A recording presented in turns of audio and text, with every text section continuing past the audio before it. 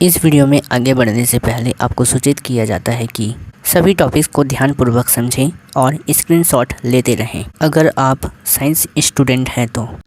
और हाँ, वीडियो को 480p पर देखना। ये है हमारा स्कल और इसी स्कल में दो गड्ढे पाए जा रहे हैं। इसी गड्ढे में हमारी आंख उपस्थित होती है, लेकिन इस गड्ढे को कहते क्या है? इस गड्ढे को हम नेत्र कोटर या आई ऑर्बिट कहते हैं। अब इसी आई ऑर्बिट में हमारी आंख उपस्थित होती है, सुरक्षित रहती है। अब ये तो समझ में आ गया कि हमारा आंख रहता कहाँ है। ये अंदर से कुछ इस प्रकार की स्ट्रक्चर में दिखाई देती है। इसे हम आई बॉल कहते हैं, पूरे को आई बॉल कहते हैं। हम एक को भी नहीं छोड़ेंगे। इस पूरे स्ट्रक्चर को आई बॉल कहा जाता है। आई बॉल यानी नेत्र गोलक। लेकिन क्या आपको पता है कि हम अगर गर्दन ना हिलाएं तो हम बिना गर्दन हिलाए 150 से 180 डिग्री एंगल तक देख सकते हैं। ये संभव है आई बॉल में उपस्थित मसल्स के कारण। अब ये मसल्स जो होते हैं वो दो प्रकार के होते हैं, रीजु पेशीय और तिर्यक पेशीय। आपको समझ में नहीं आया होगा, मैं जानता हूँ। एक होता है रीजु जिसे हम रेक्टस मसल कहते हैं और एक होता है तिर्यक जिसे हम ऑब्लिक मसल कहते हैं।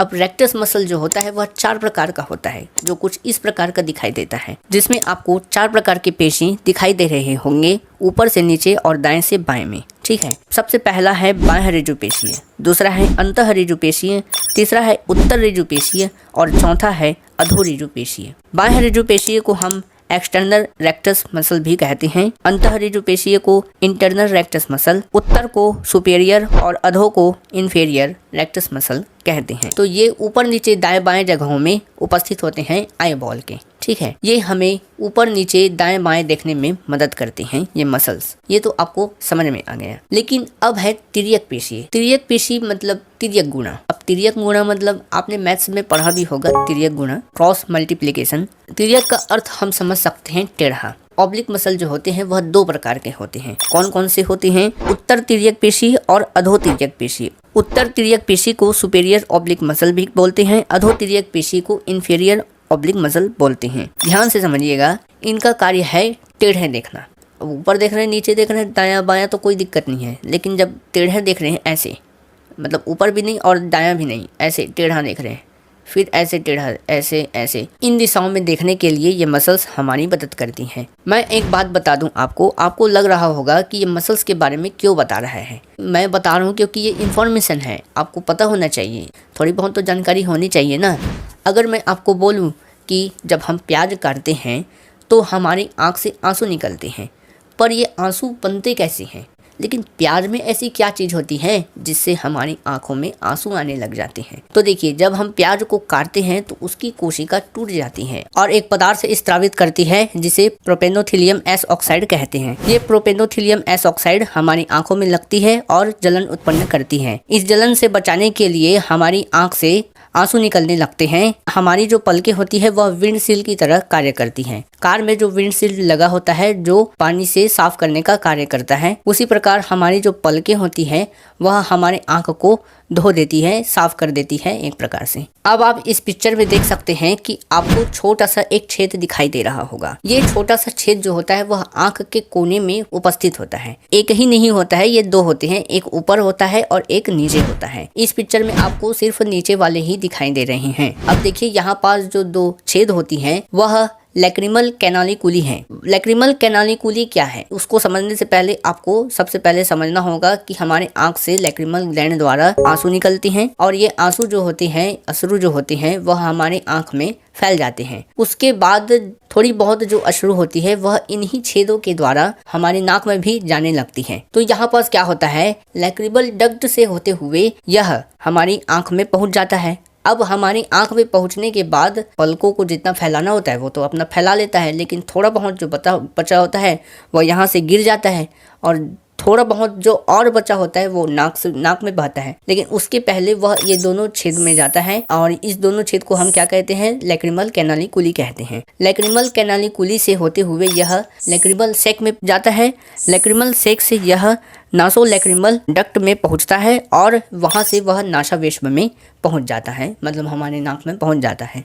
अब देखिए, हमारी आंख में लैक्रिमल ग्लैंड के अलावा भी एक ग्लैंड होती है जिसे हम मीबोमियन ग्लैंड कहते हैं। मीबोमियन ग्लैंड जो होती है वह एक श्वेत ग्रंथि है, स्वीट ग्लैंड है, मतलब एक प्रकार की तेल ग्रंथि है। ये तेल ग्रंथियां जैसे होती है, यह जो होती है हमारी पलकों के पास स्थित होती हैं। ये ग्रंथि जो होती है वह हमारी आंख के कॉर्निया को नम बनाती है। अब देखिए हमने ग्लैंड्स के बारे में भी जान लिया है और मांसपेशियों के बारे में भी जान लिया है आंख के, ठीक है। लेकिन अब हम समझने वाले हैं आई बॉल के स्ट्रक्चर के बारे में, स्ट्रक्चर ऑफ आई बॉल। तो सबसे पहले जो है हम समझते हैं कि आई बॉल जो होता है वह 3 स्तरों का बना होता है। उसमें सबसे पहला स्तर है अपना दृढ़ पटल। दृढ़ पटल को हम स्क्लेरा भी कह सकते हैं और स्क्लेरोटिक भी कह सकते हैं। इसके बाद आता है रक्तक पटल। इस रक्तक पटल को हम कोरोइड कहते हैं। इसके बाद दृष्टि पटल जिसे हम रेटिना कहते हैं। यहीं पास हमारी आंख में प्रतिबिंब बनता है। दृढ़ पटल जो होता है वो अपारदर्शी होता है, लेकिन इसके जो 1/5वां हिस्सा होता है वह ट्रांसपेरेंट होता है, पारदर्शी होता है, ठीक है। और ये जो जितना ट्रांसपेरेंट वाला भाग होता है वह थोड़ा सा उभरा होता है, कुछ इस प्रकार। और ये जो उभरा हुआ भाग है इसी को हम कहते हैं क्या, कॉर्निया। ये कॉर्निया जो होती है वह प्रकाश को एक दिशा प्रदान करती है और ये आंख को सुरक्षा भी प्रदान करता है। और ये स्क्लेरा जो होती है वह एक संयोजी ऊतक की बनी होती है। संयोजी ऊतक की तो बनी होती है, लेकिन जो कॉर्निया होता है वो भी संयोजी ऊतक का बना होता है, लेकिन वो पारदर्शी होता है। बस ये तो हो गया अपना स्क्लेरा जिसे हम दृढ़ पटल कहते हैं, इसको हमने समझ लिया है। अब हम समझते हैं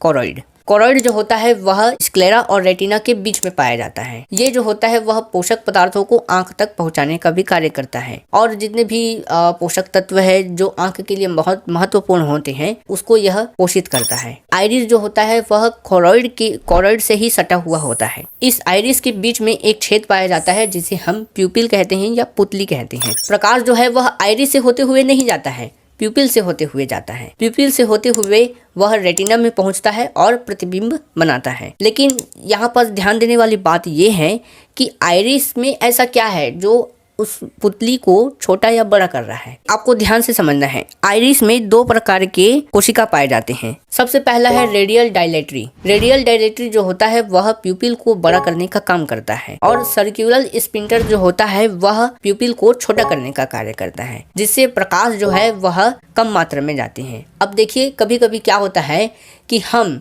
जब बहुत अधिक प्रकाश में होते, एकदम अधिक उजाला है, जैसे कि बहुत अधिक धूप है, अब छत में है, अब बहुत अधिक धूप है, वहाँ अब थोड़ा टहल लेते हैं। फिर अचानक जब हम नीचे जब आते हैं अपने कमरे में घुसते हैं तो हमें कुछ अच्छे से दिखाई नहीं देता है कुछ सेकंड के लिए, फिर धीरे धीरे धीरे धीरे धीरे धीरे पूरा अच्छे से दिखाई देता है। जब हम अधिक धूप में होते हैं या अधिक प्रकाश में होते हैं तो हमारी आंख की जो पुतली होती है वह छोटी हो जाती है।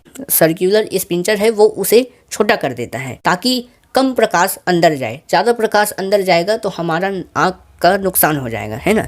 तो कम प्रकाश जाता है, ठीक है। फिर उसके बाद जब हम नीचे उतर के अपने कमरे में जाते हैं तो वहाँ पास कम प्रकाश होती है, तो उसको थोड़ा सा बढ़ना पड़ेगा ताकि वो ज़्यादा प्रकाश को अंदर ले सके और हमें देखने में मदद हो सके, है ना। लेकिन वो धीरे धीरे काम करता है, एकदम फट से तो नहीं होगा, तो इसलिए हमको देखने में थोड़ा सा टाइम लगता है, ठीक है। तो इसलिए जब हम अधिक प्रकाश से कम प्रकाश में आते हैं तो हमें थोड़ा धुंधला दिखाई देता है या कुछ दिखाई नहीं देता है, थोड़ा देर बाद धीरे धीरे धीरे धीरे दिखाई देने लगता है, ठीक है। तो यहाँ पास आपको समझना है कि प्यूपिल का काम क्या है। मतलब प्यूपिल का काम ये है कि वो कभी भी अगर ज़्यादा रोशनी में होगा तो छोटा होगा और कम रोशनी में होगा तो बड़ा होगा। अब देखिए मैं एक बात बता देता हूँ आपको कि हमारी जो आइरिस होती है वह अनैच्छिक होती है। जैसे कि हमारी जो पलकें होती हैं वो भी अनैच्छिक हैं। हमारा हृदय का धड़कन जो है, हृदय जो धड़क रहा है वो भी अनैच्छिक है। हमारी जो शरीर में पाचन क्रिया हो रही है जो अनैच्छिक है, मतलब हमारी इच्छा के विरुद्ध है, ठीक है। तो इसमें स्वायत्त तंत्रिका तंत्र पाया जाता है, ANS, जिसे हम कहते हैं ऑटोमेटिक न्यूरॉन सिस्टम। हम अपनी इच्छा से प्यूपिल को बड़ा या छोटा नहीं कर सकते हैं। वो बात अलग है कि हम जानबूझ के अगर ज़्यादा प्रकाश में जाएं और ज़्यादा अंधेरे में जाएं, वो बात अलग है, लेकिन वो अपने आप से ही होगा। हम कुछ नहीं करेंगे उसमें, ऐसे कुछ हमको कुछ करना नहीं है ना, वो खुद ही हो जाता है कि नहीं। हमको तो कुछ करने की ज़रूरत ही नहीं है। देखिए रेटिना के बारे में मैंने एक बात बताना भूल गया कि रेटिना जो होती है वह अलग अलग पर्सन में अलग अलग होती है। मतलब किसी का भूरा हो सकता है, किसी का थोड़ा हरा, किसी का नीला भी हो सकता है, किसी का काला हो सकता है। मतलब ये जो रंग है ना वह आइरिस के ऊपर ही डिपेंड करती है। मतलब जब हम कहते हैं ना अरे उसका आँख नीला है, उसका आँख नीला नहीं है भैया, उसका आइरिस नीला है कि नहीं। उसका आँख भूरा है, ऐसे आँख भूरा नहीं है भैया, आँख तो जैसा है तैसा है, लेकिन उसका आइरिस जो है उसका कलर डिफरेंट है। तो ये हमने समझ लिया है कि आइरिस क्या है और प्यूपिल क्या है। अब हम समझते हैं कि रेटिना क्या है। देखिए, रेटिना जो होती है वो भी 2 लेयर की बनी होती है। एक है पिगमेंटेड लेयर, जिसे हिंदी में रंगा स्तर भी कहते हैं, और दूसरा है सेंसरी लेयर, जिसे हम संवेदी स्तर भी कहते हैं। पिगमेंटेड लेयर जो होता है वह कॉर्ड से सटी हुई होती है और इसमें जीव द्रव्य प्रवर्धक पाए जाते हैं, जिसे प्रोसेस कहते हैं। अब हम सेंसरी लेयर को समझते हैं। सेंसरी लेयर जो होती है वह 3 भागों की बनी होती है। सबसे पहला भाग है, इसमें रॉड सेल और कॉन सेल पाए जाते हैं। दूसरा है बाइपोलर लेयर और तीसरा है गैंग्लियन लेयर। तो सबसे पहले हम समझते हैं सेंसरी लेयर का सबसे पहला भाग, रॉड सेल और कॉन सेल। रॉड सेल जो होता है इसे हम शलाका कोशिकाएं कहते हैं। यह बैंगनी रंग का होता है और इसमें रोडोस्पिन नामक एक वर्णक पाया जाता है। रोडोस्पिन नामक जो वर्णक है वह अंधेरे में देखने में सबसे ज्यादा भूमिका निभाता है। इसकी जो कोशिका है जिसमें ये वर्णक पाए जा रहे हैं, रोडोस्पिन वर्णक, ये बनते रहते हैं, लेकिन ये सिर्फ और सिर्फ अंधेरे में बनते हैं और रोशनी में नष्ट हो जाते हैं। मतलब अंधेरे में देखने के लिए ये बनते हैं और रोशनी जब आती है तो नष्ट हो जाते हैं। रोडोस्पिन जो होता है वह विटामिन ए और ऑस्पिन से बना होता है। ये तो हमने रॉड सेल को समझ लिया। अब हम कोन सेल को समझते हैं। कोन से आपको समझ में भी आ रहा होगा, ये कोन जैसे इस प्रकार कोन है, लेकिन इसका स्ट्रक्चर कुछ कोन जैसा होता है, इसलिए इसे कोन सेल बोलते हैं। ये गहरे नीले रंग का होता है, जिसे हम वायलेट भी बोलते हैं। जिस प्रकार रॉड सेल में रोडोस्पिन वर्णक पाया जा रहा था, उसी प्रकार इसमें कोन सेल में आयोडोस्पिन वर्णक पाया जाता है। और आपको मैं बता दूं कि आयोडोस्पिन वर्णक को फोटोस्पिन भी कहते हैं। अब ये आयोडोस्पिन वर्णक क्या है उसको भी तो समझ लेते हैं। आयोडोस्पिन वर्णक जो होता है वह रंग को देखने में मदद करता है, मतलब रंग को अच्छी तरह देखने में। कौन कौन से रंग उसको हम समझते हैं। देखिए, आयोडोस्पिन वर्णक के अलावा भी 3 प्रकार के वर्णक पाए जाते हैं जो वैज्ञानिकों द्वारा खोजे जा चुके हैं। सबसे पहला है इरिथ्रोलेब। यह लाल रंग को प्रदर्शित करता है, मतलब लाल रंग को देखने में मदद करता है। दूसरा वर्णक है क्लोरोलेब। क्लोरोलेब मतलब क्लोरोप्लास्ट से आप समझ सकते हैं हरा वर्णक, ठीक है। तो यह हरा रंग को देखने में मदद करता है। तीसरा है साइनोलेब। साइनोबैक्टीरिया भी पढ़ा होगा, जिसे नील हरित शैवाल कहते हैं, है ना। लेकिन नील मतलब आ गया नीला, है ना। तो उसी प्रकार ये साइनोलेब है जो नीले रंग को प्रदर्शित करता है और नीले रंग को देखने में मदद करता है। बाइपोलर लेयर मतलब यह द्विध्रुवी स्तर है, ठीक है। द्विध्रुवी स्तर जो होता है उसमें बाइपोलर नर्वस कोशिका पाए जाते हैं। ये कुछ इस प्रकार दिखाई देते हैं दोस्तों। यहाँ पास ध्यान से समझिएगा, यहाँ पास डेंड्राइट्स पाए जा रहे हैं। डेंड्राइट्स जो होते हैं यह तंतु के समान होते हैं। अब देखिए, यहाँ पास ध्यान से समझिए, हर एक डेंड्राइट्स में ना सिनाप्सिस पाया जा रहा है। इस सिनाप्सिस को भी आपको ध्यान से समझना है। और यहाँ पास एक्सॉन भी पाया जा रहा है, इसको भी ध्यान से समझना है। अब देखिए, यहाँ पास क्या है कि हमारे पास कोन सेल और रॉड सेल हैं हमारी आंखों में, ठीक है। अब ये कोन सेल और रॉड सेल के सिनेप्टिक सेगमेंट जो आपको दिखाई दे रहे हैं, इसी से जुड़े होते हैं ये डेंड्राइट्स, ठीक है। अब ये डेंड्राइट्स के जो एक्सॉन वाले भाग है वो गैंग्लियन से जुड़ा होता है, ठीक है। और ये गैंग्लियन जो है वह सिनेप्सिस से जुड़ा होता है। और ये सिनेप्सिस जो है कुछ इस प्रकार के दिखाई देते हैं और इसी से ये जुड़े होते हैं। मतलब एक प्रकार से समझिए कि ये बाइपोलर जो कोशिका है ये एक ही नहीं होता है, बहुत सारे होते हैं।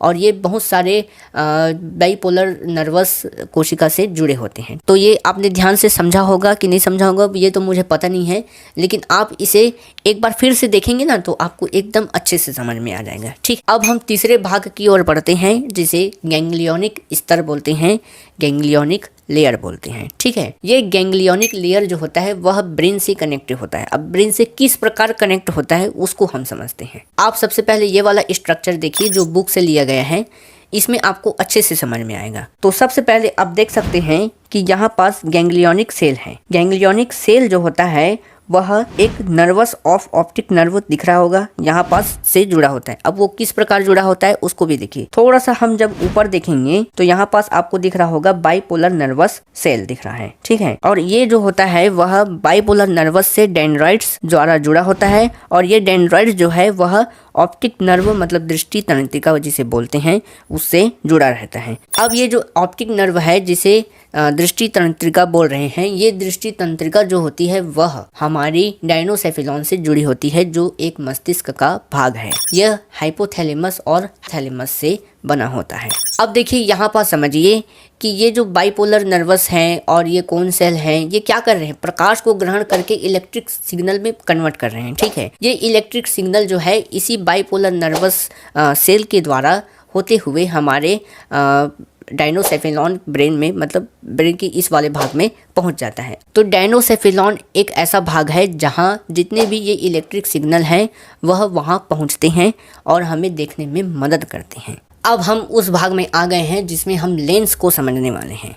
हमारी आँख में ये जो लेंस होता है वह सस्पेंसरी लिगामेंट से बना होता है। अब ये सस्पेंसरी लिगामेंट क्या है? सस्पेंसरी लिगामेंट एक प्रकार का द्रवीय क्रिस्टल है। अब देखिए हमारी जो लेंस होती है ना वह उभयोत्तल होती है। उभयोत्तल मतलब ना ही ये अवतल होता है ना ही ये उत्तल होता है, मतलब ये दोनों में परिवर्तित हो सकता है। अब ये संयोजी ऊतक की बनी होती है जो पारदर्शी होती है, पारदर्शी कैप्सूल की बनी होती है जिसे हम कहते हैं लेंस कैप्सूल। ठीक है, लेंस के दो भाग होते हैं। लेंस के कौन कौन से दो भाग होते हैं उसको समझते हैं। तो सबसे पहला भाग है एक्वस, दूसरा है वेट्रियस। एक्वस वाला भाग जो होता है ना उसमें ज़्यादा से ज़्यादा मात्रा जो होती है वो जल की होती है, बाकी थोड़ी बहुत मात्रा प्रोटीन की होती है, विटामिन सी की होती है, नमक और ग्लूकोज। देखिए कॉर्निया तथा लेंस के बीच में जो जगह बचा रहता है ना उसमें यह भरा रहता है। अब वेट्रियस भाग जो है कुछ इस प्रकार का दिखाई देता है। वेट्रियस को हिंदी में काचाभ कक्ष कहते हैं। अब ये जो वेट्रियस चैम्बर जो है ना वह अंडे की जेली के समान दिखता है जिसे हम एल्ब्यूमिन कहते हैं। पीले वाले भाग को नहीं बोल रहा हूँ, ये जो तरल आपको दिख रहा है पारदर्शी, इसी को हम एल्ब्यूमिन कहते हैं। इसी के जैसा जेली जैसा पदार्थ होता है, इसे वेट्रियस ह्यूमर कहते हैं। इसमें भी ज़्यादा से ज़्यादा मात्रा जो होती है वह पानी की होती है। कम से कम 98 से 99% जो भाग होता है वह पानी से ही बना होता है। बाकी यह हेल्यूरोनिक एसिड और कोलेजन से बना होता है। यहाँ पास आपको हेल्यूरोनिक एसिड जो है वो सुना सुना सा लग रहा होगा, ये जो शब्द है हेल्यूरोनिक एसिड। तो आपने टीवी एड तो देखा ही होगा, तो टीवी एड में ये जो लड़की है वो हेल्यूरोनिक एसिड बोलती है। Hyaluronic acid. L'Oréal Paris. We're worth it. Hyaluronic acid क्या है? ये त्वचा को नम बनाने का कार्य करता है। ठीक है, और हमारे आँख में ये जो वेट्रियस भाग है उसमें नमी बनाए रखता है। अब हम वीडियो के उस भाग में आ चुके हैं जिसमें हम कार्य को समझने वाले हैं अपनी आँख के। अब देखिए आँख के कार्य को समझने से पहले मैं समझाऊंगा, टेंशन मत लीजिए। समझने से पहले ये जो मैं 6 पेशियां बताया था, तो ब्रेन के 3 भाग हैं जिसके द्वारा ये पेशियां नियंत्रित की जाती हैं। तो पहला है ऑकुलोमोटर, दूसरा है ट्राक्लियर और तीसरा है अब्डुसेंस। यहाँ पास फुटेज लगा दी हूँ, इसको आप स्क्रीनशॉट ले सकते हैं।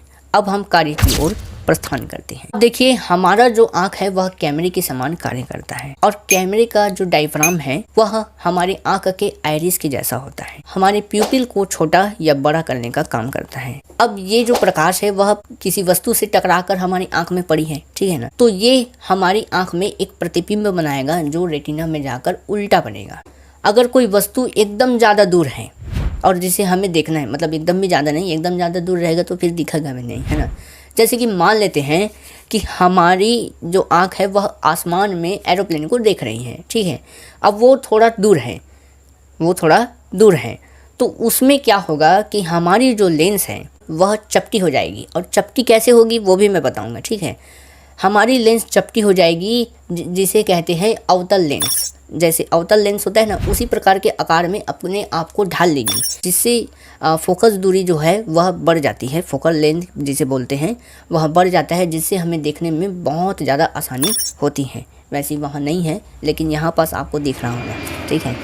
अब देखिए जब कोई भी वस्तु, जैसे कि ये कैमरा है, ये कैमरा जैसे कि मैं आपको देख रहा हूँ अभी, है ना, मतलब आप मेरे को देख रहे हैं, मैं कैमरे को देख रहा हूँ, तो इसमें क्या होगा कि ये जो कैमरा है वह नज़दीक है, तो उसके लिए हमारा जो आँख है, हमारा जो आँख में जो लेंस है वह उत्तल के जैसा अपने आप को ढाल लेगा, जिससे ये उसकी फोकल दूरी जो है वह कम हो जाएगी और हमें ये कैमरा जो है अच्छे से दिख रहा है या दिखाई दे रहा है या दिखा रहा है जैसा भी है, ठीक है।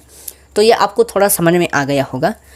और अगर अच्छे से समझना है तो देखिए लेंस जो है ना, उस लेंस में सिलियरी बॉडी पाई जाती है। सिलियरी बॉडी, ये सिलियरी बॉडी जो है वह लेंस से निलंबन तंतुओं द्वारा जुड़ी होती है। निलंबन तंतु क्या है? निलंबन तंतु को बोलते हैं सस्पेंशियन फाइबर।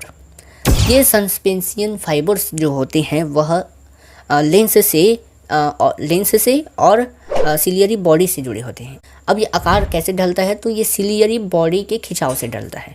ठीक है, अब छोटा सा और इन्फॉर्मेशन आपको देना है, उसको आप समझ जाइए, फिर उसके बाद ये पूरा वीडियो कंप्लीट हो जाएगा। ठीक है, समंजन क्षमता को इकोमोडेशन पावर कहते हैं। समंजन क्षमता को क्या कहते हैं? इकोमोडेशन पावर कहते हैं। क्यों कहते हैं? क्योंकि हमारी जो लेंस है वो अगर नज़दीक है तो उसके हिसाब से परिवर्तन हो जाती है, दूर है तो उसके हिसाब से परिवर्तन हो जाती है। इसलिए हमारी आँख में ये क्रिया होती है, इसलिए इस क्रिया को समंजन क्षमता कहते हैं। बस ये छोटी सी चीज़ें थी जो आपको बतानी थी। नेक्स्ट जो वीडियो होगा वो कान के ऊपर होगा, जिसमें हम कान की क्रिया प्रणाली को अच्छे तरीके से समझेंगे। और ये हिंदी मीडियम इंग्लिश मीडियम दोनों के लिए है, दोनों एंजॉय कर सकते हैं। ठीक है, एंजॉय ही कीजिए, क्योंकि इन्फॉर्मेशन लेते हैं तो आलस आ जाता है ना। तो बाकी लाइक कीजिए, सब्सक्राइब कीजिए और मिलते हैं नेक्स्ट वीडियो में। तब तक के लिए जय श्री राम, जय जय श्री राम।